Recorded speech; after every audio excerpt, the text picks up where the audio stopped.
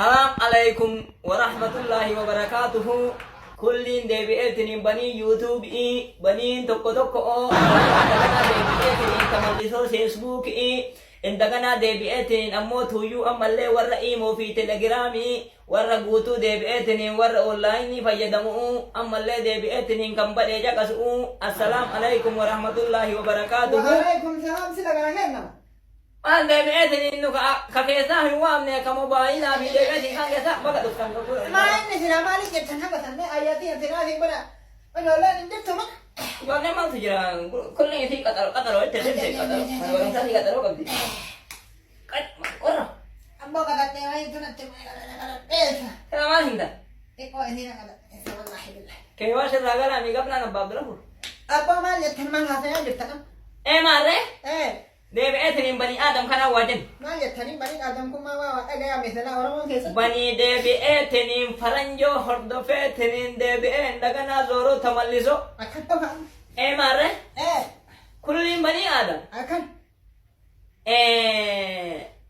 Akata apa? Aida apa faida apa? Faida kamu leleng. Illa bara. amma bara Eh, awal mayu akan. orang mau mal jatkan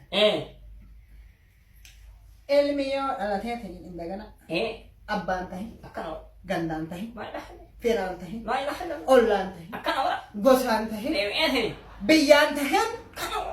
amma matana daim idu jana ilma fiiti ba Ilmuwan je. para way tawa argatu Eh, ilma kiyya hoone en akan apa? orang titti gaafa dura argatu maal isa nu keessa gadiya awana nin dhageeffata misla jaarsota namni doffata Pakai tindak yang mana? Gak bakal tuh. ilma kiyya Eh, yo rabbisi ebbisi DBS ini. ilma biyyaa tahu tahi biyya dadhabdu Akan apa? ilma gosaa tahu tahi Akan. balmaal Akan. yoo gosa dadhabde agartaniitin nama ollaa tahu tahi Akan. firaa ollaa ka tahu tahi Akan. sanillee hanqattu ilma kiyya Eh, haadhumaaf abbaa keetii ka tahu tahi hak dubbi. Eh, Hak wallah. ilma kiyya Eh, sanillee dadhabde abbaa haadha keetillee tahuu dadhabdee gosa keetillee tahuu dadhabdee ollaa keetillee tahuu dadhabdee saba keetillee tahuu dadhabdee biyya keetillee tahuu dadhabnaan kan apa? abbootee qufuma keetii huta hidhane La ilaha illallah. bara nafse matee dajjattii tan Memang ditambis. tahi Akan. kanallee dadhabnan ammuma du'e biyya tahidhane La ilaha illallah. bara isaan oramticha Yay. yoo kaafne akka qalbii kanatti dhufu Minum.